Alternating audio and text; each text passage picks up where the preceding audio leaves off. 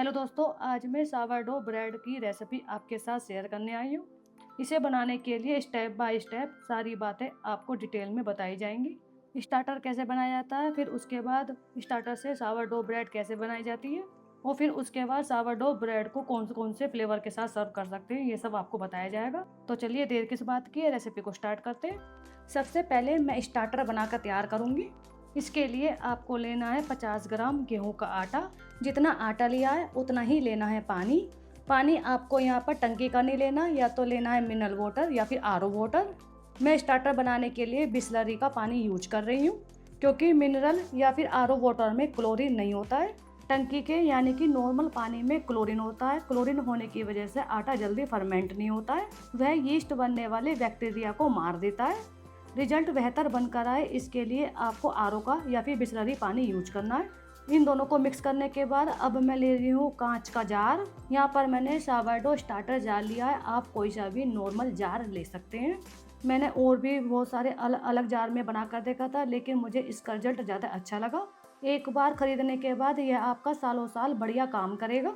आटा और पानी वाले मिक्सचर को डाल देना जार के अंदर, और इसके बाद मिक्सचर को कर देना है चारों तरफ से एक सार।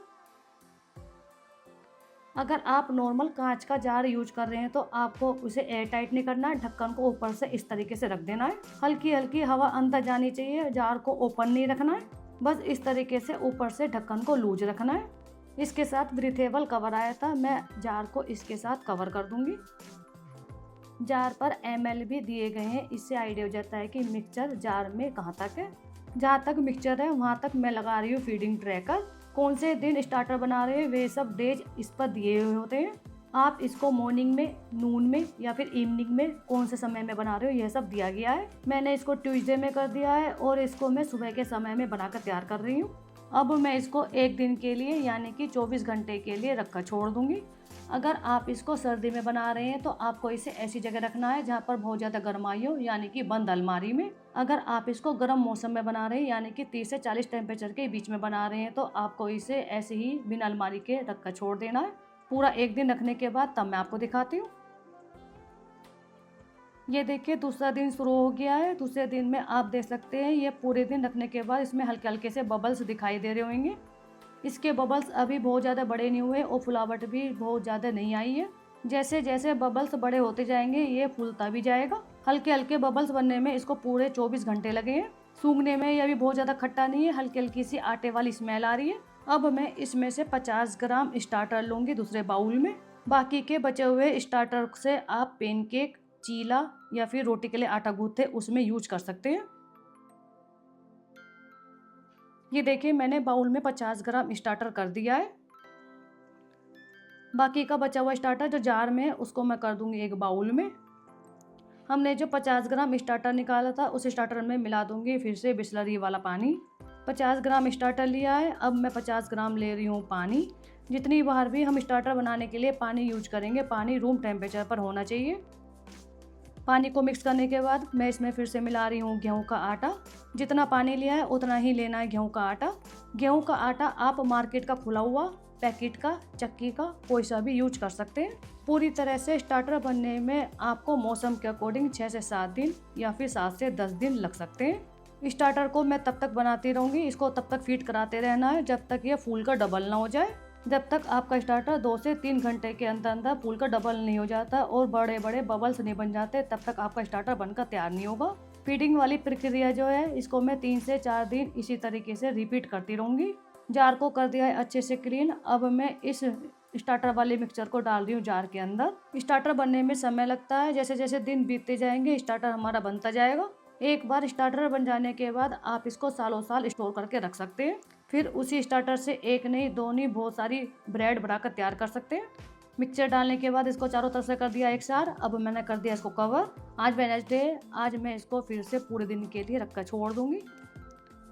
सुबह का समय है, पूरा दिन रखने के बाद तब मैं आपको दिखाती हूँ। ये देखिए स्टार्टर का आज तीसरा दिन शुरू हो गया है। देखिए ये हमारा 150 ml बनकर तैयार हुआ था, लेकिन ये 250 ml पर आ गया है। थोड़ा सा फूला है और इसके बबल्स भी हल्के हल्के से बड़े दिखाई दे रहे हैं, लेकिन पूरा दिन रखने के बाद तब यह इतना फूला है। अगर मैं इसकी स्मेल लेती हूँ तो बहुत हल्की हल्की सी खट्टी सी आती है। इसकी टॉप लेयर एकदम परफेक्ट है, मुझे इसके ऊपर कहीं से भी फंगस नहीं दिखाई दे रही है। अब मैं फिर से 50 ग्राम स्टार्टर लूँगी और बाकी का डिस्कार्ड कर दूँगी। बचे हुए स्टार्टर से पैनकेक, चीला या फिर रोटी के आटे के साथ मिक्स कर सकते हैं। अगर आपको इसकी टॉप लेयर ड्राई दिखाई देती है तो इसकी टॉप लेयर को हटाते हुए तब स्टार्टर बाउल में करना है। 50 ग्राम स्टार्टर लेने के बाद मैं इसमें फिर से 50 ml मिनरल वाटर डाल रही हूँ। पानी को मिक्स करने के बाद 50 ग्राम गेहूं का आटा मिक्स करना है। एक बात और, जब आप इसको मिक्स करें, अगर आपको ये मिक्सचर बहुत ज़्यादा लूज दिखाई दे रहा है तो आप इसमें थोड़ा सा आटा और ऐड कर सकते हैं। ऐसा नहीं है कि मैंने 50 ग्राम आटा का है तो 50 ग्राम ही आटा ऐड करना, 50 से 60 ग्राम आटा ऐड कर सकते हैं। जार को मैंने कर दिया है फिर से क्लीन। अब मैं इस सारे मिक्सचर को डाल दूंगी जार के अंदर। ऊपर से चारों तरफ से एक सार करते हुए अब मैं इसको फिर से रख दूंगी पूरे एक दिन के लिए। 150 ml बनकर तैयार हुआ है। देखते हैं एक दिन रखने के बाद यह कितना राइज होता है। आज हो गया थर्सडे, मैं इसको फिर से रख देती हूँ पूरे एक दिन के लिए। पूरे एक दिन रखने के बाद तब मैं आपको दिखाती हूँ ये हमारा कितना स्टार्टर बनकर तैयार हुआ है। ये देखिए थर्सडे भी निकल गया है, पूरा एक दिन हो चुका है। पूरा एक दिन निकलने के बाद आप देख सकते हैं यह हमारा 350 ml पर राइज हुआ था, यानी कि 150 से यह डबल हो गया था। इसके अंदर जो बैक्टीरिया हैं वे धीरे धीरे बढ़ते जा रहे हैं। जैसे ही रात को राइज हुआ होगा तो खाना खत्म हो जाने के बाद ये नीचे को फिर से बैठ गया है। बैठने के बाद जहाँ तक राइज हुआ है वहाँ पर आपको एक लाइन सी दिखाई देगी। स्मेल लेने पर यह अभी हल्का हल्का सा खट्टा है।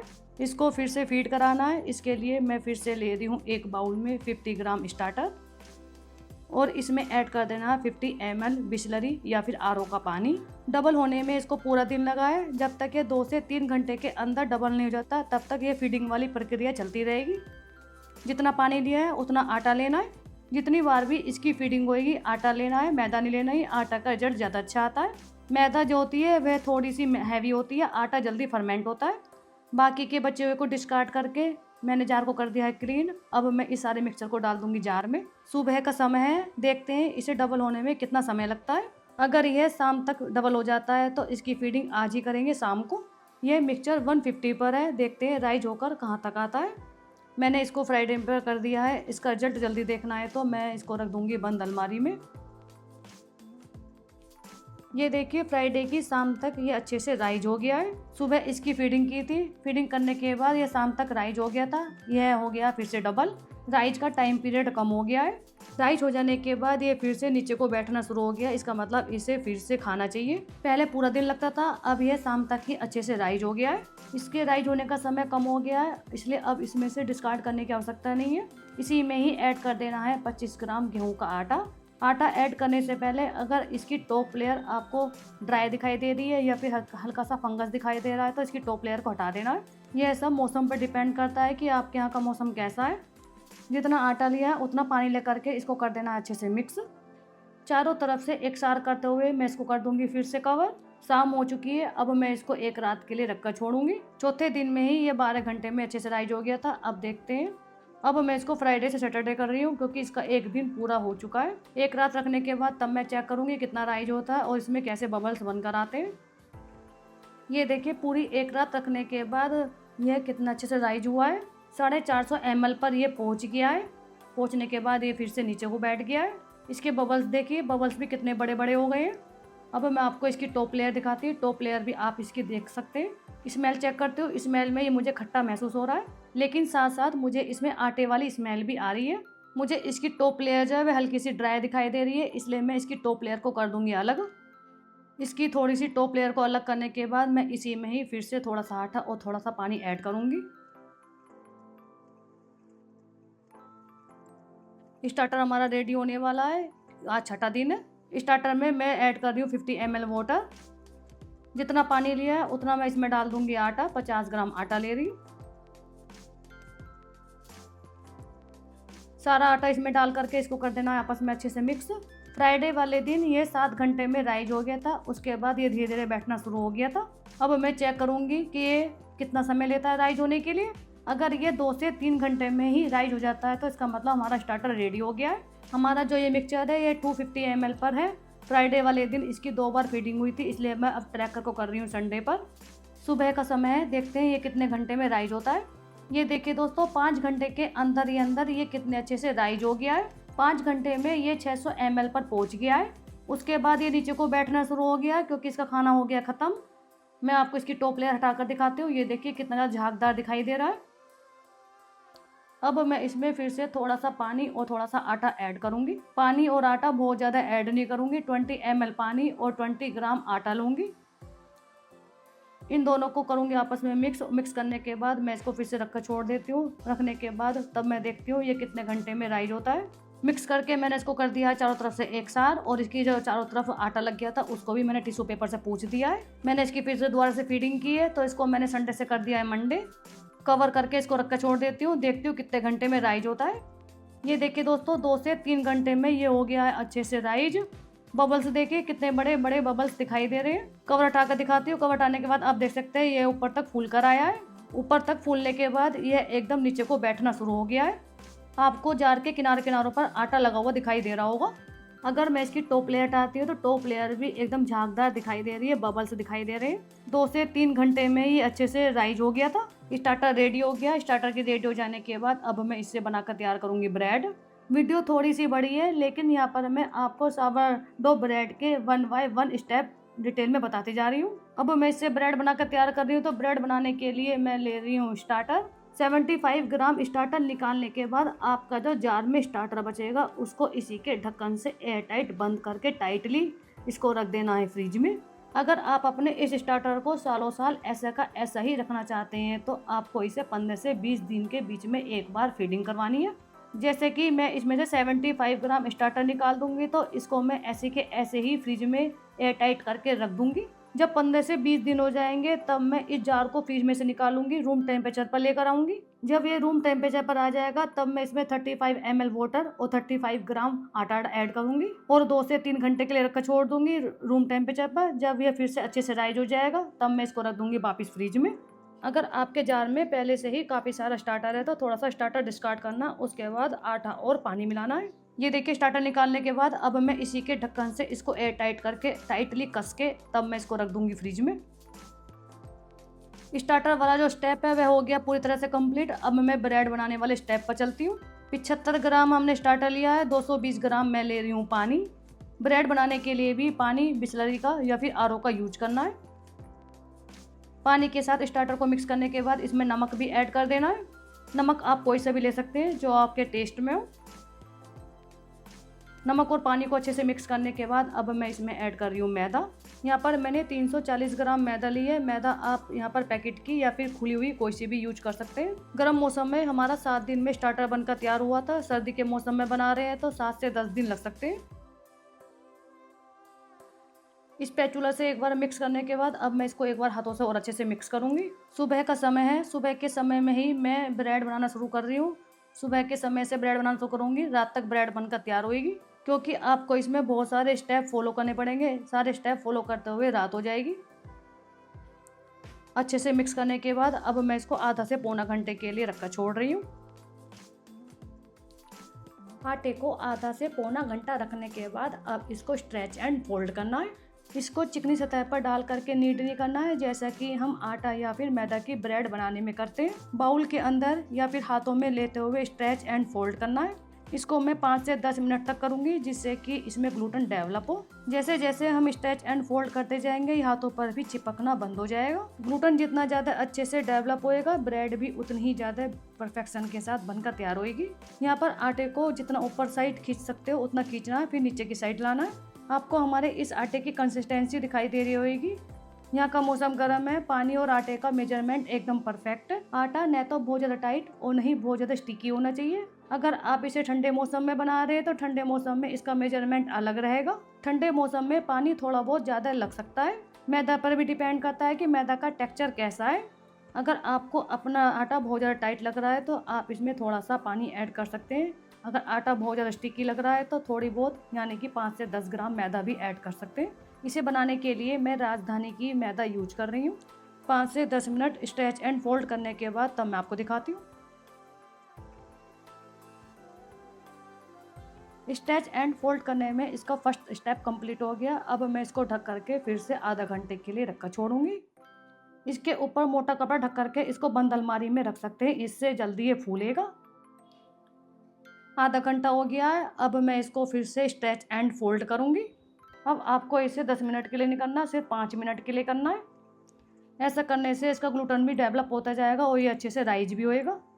स्ट्रेच एंड फोल्ड वाले इस स्टेप को 4 बार करना और हर बार आधा आधा घंटे के लिए रखकर छोड़ देना है।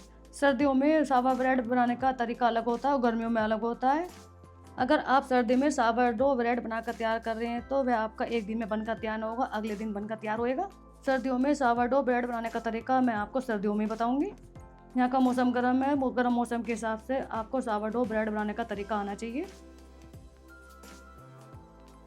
5 मिनट हो गए हैं। अब मैं इसको फिर से आधा घंटे के लिए रखकर छोड़ रही हूँ।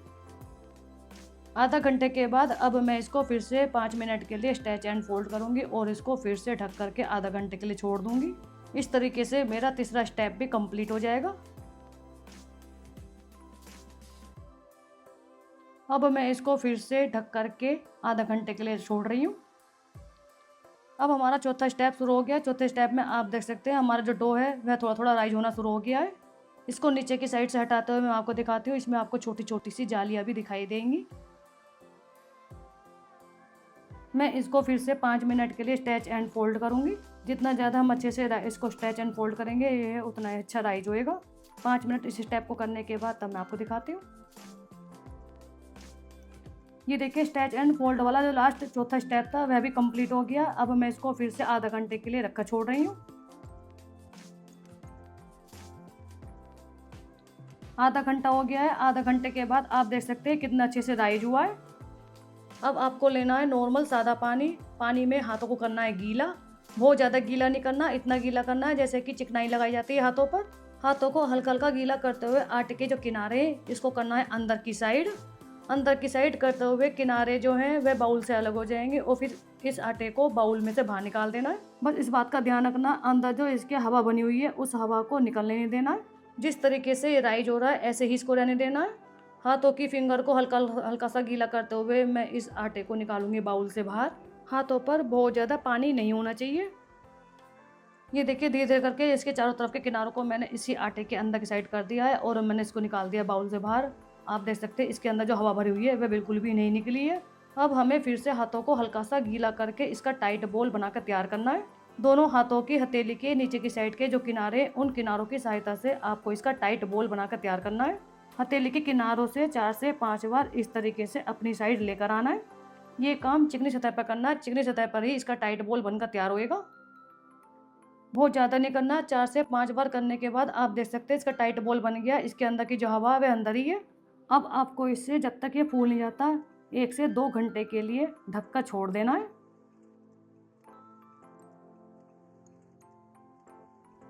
राइज होने के लिए मैं इसको रखूँगी बंद अलमारी में जिससे कि ये जल्दी से राइज हो जाए। 1.5 से 2 घंटे में आटा अच्छे से राइज हो गया है। अब मैं ले रही हूँ यहाँ पर चावल का आटा। थोड़े से एरिया में चावल के आटे को चारों तरफ को फैला देना है। आप देख सकते हैं 1.5 से 2 घंटे में डो जो है कितना अच्छे से राइज हुआ है। हाथ को पानी में फिर से हल्का सा गीला करके आपको अपने इस डो को बाउल में से बाहर निकालना है। इस बात का ध्यान रखना है इसके अंदर जो हवा भरी हुई है वह हवा निकलनी नहीं चाहिए। सबसे पहले मैं जो इसके किनारे हैं उन किनारों को बाउल से अलग करूंगी।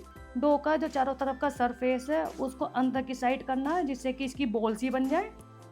किनारे अलग करने के बाद अब मैं इस आटे को बाउल में से निकालते हुए चारों तरफ को हल्का सा पतला पतला सा फैला दूंगी। बहुत ज़्यादा नहीं फैलाना, थोड़ा थोड़ा फैलाना है जिससे कि इसको फोल्ड करने में आसानी रहे। चावल के आटे में ग्लूटेन नहीं होता। जब मैं इसको सेकंड टाइम के लिए फिर से राइज होने के लिए रखूंगी कपड़े के ऊपर तो यह कपड़े पर चिपकेगा नहीं। चारों तरफ को हल्का हल्का सा फैलाने के बाद अब मैं कर रही हूँ इसको फोल्ड। फोल्ड करने का तरीका आप देख सकते हैं किस तरीके से मैं फोल्ड कर रही हूँ। दूसरी साइड से फोल्ड करने के बाद आपको इसके किनारों को इसके साथ जॉइंट कर देना है। किनारे खुलने नहीं चाहिए।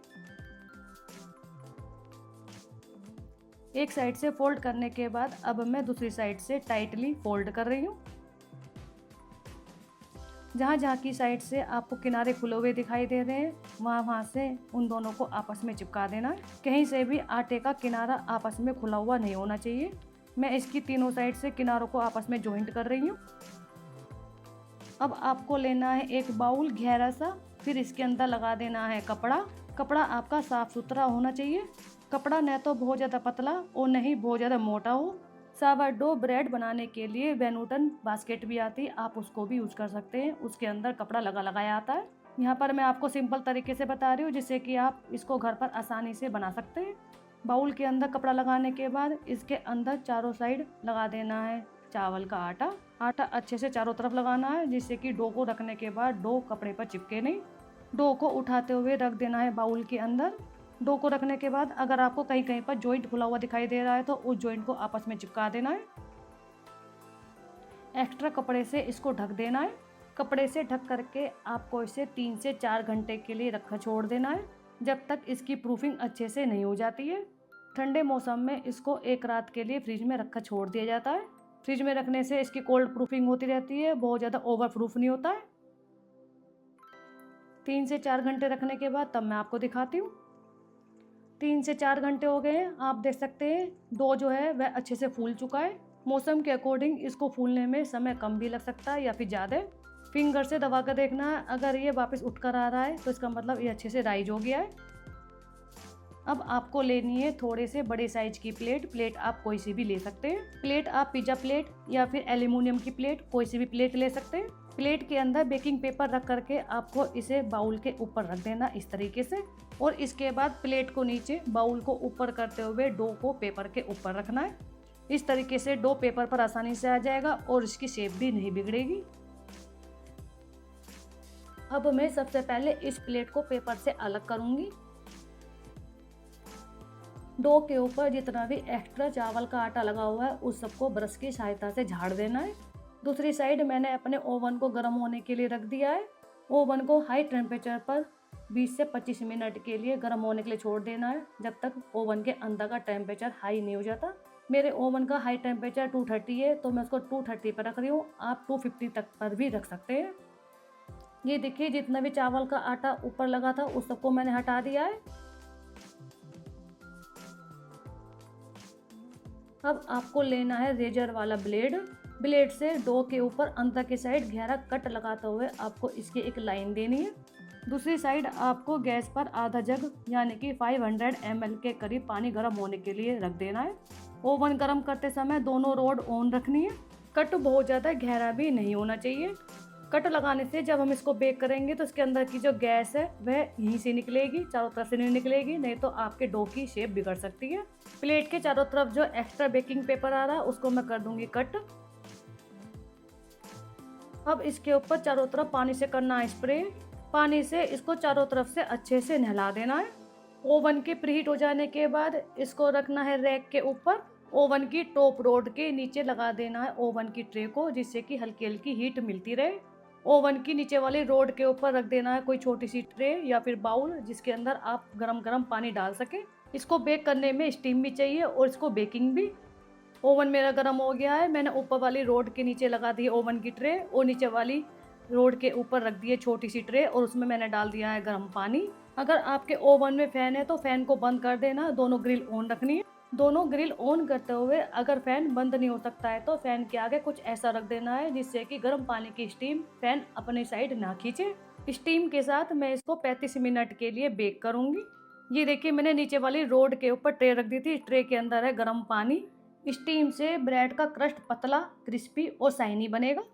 साइड में देखिए, साइड में इसके फ़ैन है। फ़ैन को रोकने के लिए मैंने इसके आगे रख दी है ब्रेड मोल्ड का ढक्कन। ऊपर की ग्रिल ऑन है, ग्रिल के नीचे मैंने लगा दी है ओवन वाली ट्रे लगाने से डो पर डायरेक्ट हीट नहीं पड़ेगी और ओवन के अंदर गर्माई भी बनी रहेगी।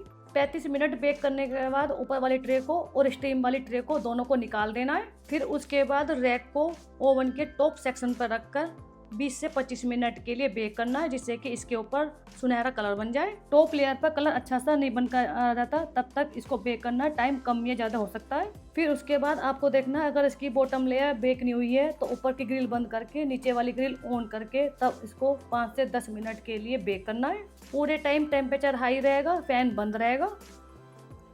ये देखिए यहाँ पर हमारी ब्रेड हो गई अच्छे से बेक हो जाने के बाद आप इसका कलर देखिए, कलर कितना अच्छा बनकर आया है। ब्रेड के पूरी तरह से ठंडा हो जाने तक मैं इसको रखूंगी जाली वाली रैक के ऊपर। ठंडा होने में इसको 3 से 4 घंटे का समय लगेगा। जब ये ठंडी हो जाएगी तब मैं करूंगी इसकी कटिंग। ये देखिए ठंडी हो जाने के बाद आप ब्रेड का टेक्सचर देखिए, ब्रेड हमारी अंदर से सॉफ्ट है और ऊपर से क्रिस्पी है। आप इसका बॉटम भी देख सकते हैं, बॉटम पर भी कितना अच्छा कलर बनकर आया है। अब मैं करूँगी इसकी कटिंग करने के बाद आप इसके अंदर का टेक्सचर देखिएगा, टेक्सचर भी बहुत ही अच्छा बनकर आया है। ये देखिए इसका अंदर का टेक्सचर कितना अच्छा बनकर आया है। सावर डो ब्रेड हमारी कितनी ज़्यादा जालीदार और अंदर से सॉफ्ट बनकर तैयार हुई है। ये देखिए दबाने के बाद भी यह वापस उठ कर आ रही है। दूसरी बात, कहीं से भी डेंस नहीं बनी है। मौसम के अकॉर्डिंग आप इसको रूम टेम्परेचर पर 2 से 3 दिन और फ्रिज में 6 से 7 दिन और फ्रीजर में 1 से 2 महीने रख सकते हैं। ब्रेड के अंदर की जालियाँ मैं आपको पास से दिखाती हूँ। ये देखिए कितनी ज़्यादा अच्छी सी परफेक्शन के साथ जालियाँ बनकर आई हैं। बिना आर्टिफिशियल यीस्ट के घर पर ही स्टार्टर बना करके यानी कि होममेड यीस्ट बना करके आप सावरडो ब्रेड बनाकर तैयार कर सकते हैं। ब्रेड की टॉप लेयर हल्की सी क्रिस्पी है लेकिन अंदर से पूरी तरह से सॉफ्ट है। आप इसको बहुत सारे अलग अलग फ्लेवर में भी बना सकते हैं। आज मैंने इसको बिना फ्लेवर के बनाकर तैयार किया है, लेकिन मैं इसके ऊपर अलग यूनिक सा फ्लेवर देने वाली हूँ। फ्लेवर देने के लिए सबसे पहले मैं इसकी स्लाइस में करूँगी कटिंग। इसके पतले या फिर मोटे अपने टेस्ट के अकॉर्डिंग स्लाइस करने के बाद अब मैं इसे रेड हॉट गार्लिक टोस्ट बनाकर तैयार करूँगी। खाने में टेस्टी यूनिक फ्लेवर देखने को मिलेगा। इसके लिए आपको लेना है बटर को करना है मेल्ट। 12 से 15 लहसुन की कलियों को बारीक बारीक चॉप्ड करके अब मैं इसमें डाल रही हूँ। आप यहाँ पर लहसुन का पेस्ट भी ले सकते हैं। लहसुन की क्वांटिटी कम या ज़्यादा रख सकते हैं। जब तक ये कैरमलाइज नहीं हो जाता तब तक मैं इसको मक्खन के साथ भूनती रहूँगी। लो टू मीडियम फ्लेम पर इसको भूनना है। अगर आपको मक्खन कम दिखाई दे रहा है तो थोड़ा सा मक्खन और ऐड कर सकते हैं। ये देखिए ये सुनहरा हो गया है। सुनहरा होने के बाद आप इसका कलर देख सकते हैं कितना अच्छा कलर बनकर आया। अब मैं कर रही हूँ गैस को बंद और इसको मैं करूँगी दूसरे बाउल में ट्रांसफ़र। भुना हुआ लहसुन पूरी तरह से ठंडा हो गया। अब मैं इसमें बटर ऐड कर रही हूँ। यहाँ पर बटर न तो बहुत ज़्यादा बहता हुआ और नहीं बहुत ज़्यादा ठंडा होना चाहिए, रूम टेम्परेचर पर होना चाहिए। इसके बाद मैं इसमें ऐड कर रही हूँ बारीक कटा हुआ हरा धनिया और बारीक कटी हुई हरी मिर्च। ये दोनों चीज़ें आप अपने टेस्ट के अकॉर्डिंग ले सकते हैं। फिर मैं इसमें ऐड कर रही हूँ स्वाद अनुसार नमक। इसके बाद मैं इसमें ऐड कर रही हूँ ओरिगेनो या पिज्जा सीजनिंग कुछ भी ले सकते हैं। चिली फ्लेक्स ऐड करना। ओरिगेनो और चिली फ्लेक्स आप अपने टेस्ट के अकॉर्डिंग ले सकते हैं। अब मैं इसको हॉट बनाने के लिए ले रही हूँ पेरी पेरी मसाला। पेरी पेरी मसाला आप अपने टेस्ट के अकॉर्डिंग कम या ज़्यादा रख सकते हैं। इन सबको करना है आपस में अच्छे से मिक्स। पेरी पेरी की जगह आप दूसरा फ्लेवर भी ले सकते हैं, जैसे मैगी मसाला या फिर मिंट मसाला या फिर मिक्स हर्ब। बहुत सारे फ्लेवर होते हैं, कोई से फ्लेवर के साथ आप इसको बनाकर तैयार कर सकते हैं। मैं इसमें ऐड कर रही हूँ कद्दूकस की हुई मोज़रेला चीज़ ऑप्शनल में, आप इसको स्किप कर सकते हैं या फिर अपने टेस्ट के अकॉर्डिंग कम या ज़्यादा रख सकते हैं। इसको भी कर देना है आपस में अच्छी तरीके से मिक्स। चीज़ ऐड करने से इसका फ्लेवर और भी ज़्यादा डिलीशियस हो जाएगा। अगर आप चीज़ पसंद नहीं करते हैं तो आप इसमें ग्रेटेड पनीर ऐड कर सकते हैं। सावर डो ब्रेड के स्लाइस किए थे, अब मैं इस पेस्ट को लगा दूंगी ब्रेड स्लाइस के ऊपर। आप अपने सावर डो ब्रेड के स्लाइस को बहुत सारे अलग अलग टाइप में बनाकर तैयार कर सकते हैं। गार्लिक ब्रेड न बना करके आप इसके ऊपर पिज्ज़ा टॉपिंग करके पिज्ज़ा टोस्ट की तरह सर्व कर सकते हैं। टॉप लेयर पर सब जगह लगा करके इसको रखना है ओवन की रैक पर। ओवन को भी मैंने गर्म होने के लिए रख दिया है। ओवन की दोनों ग्रिल ऑन करते हुए सेंटर रैक पर रखकर आपको इसे 10 से 15 मिनट के लिए बेक करना है। टाइम कम या ज़्यादा हो सकता है, ये ओवन की हीट पर डिपेंड करता है। बेक हो जाने के बाद ही इसको ओवन में से बाहर निकालना है। अब मैं कर रही हूँ इसको बेक हो जाने के बाद तब मैं आपको दिखाती हूँ। जितने हमारे टोस्ट रेडी हो रहे हैं इसके ऊपर गार्निशिंग करने के लिए मैं चिली बटर रेडी करूँगी। उसके लिए आपको लेना है थोड़ा सा मक्खन। बटर के मेल्ट हो जाने पर इसमें डाल देना है पेरी पेरी मसाला। यहाँ पर मैंने गैस की फ्लेम को लो रखा है। पेरी पेरी मसाले को हल्का सा सोते करने के बाद अब मैं इसमें चिली फ्लेक्स डाल रही हूँ। यहाँ पर मैंने गैस को बंद कर दिया। बंद गैस पर ही इसको हल्का सा भूनूंगी। हल्का सा सोते करने के बाद यहाँ पर हमारा चिली बटर रेडी हो गया है। ये देखिए थोड़ी देर बेक करने के बाद यहाँ पर हमारे गार्लिक टोस्ट रेडी हो गए हैं। हमने जो चिली बटर बनाया था ब्रश की सहायता से हल्का हल्का सा इसके ऊपर लगा देना है। सुंदर सी गार्निशिंग करके यहाँ पर हमारे रेड हॉट गार्लिक टोस्ट बनकर तैयार हो जाएंगे। देखने में जितने ज़्यादा डिलीशियस दिखाई दे रहे हैं, खाने में भी उतने ही ज़्यादा टेस्टी हैं। रेसिपी पसंद आई तो रेसिपी को लाइक शेयर करना मत भूलिएगा। चैनल पर नए हो तो चैनल को ज़रूर सब्सक्राइब कर दीजिएगा। इसी तरीके से आप हमारी इस रेसिपी से स्टार्टर से सावर डो ब्रेड और ब्रेड से रेड हॉट गार्लिक टोस्ट बनाकर तैयार कर सकते हैं। एक और रेसिपी के साथ मैं आपसे फिर मिलूंगी। Tata bye bye.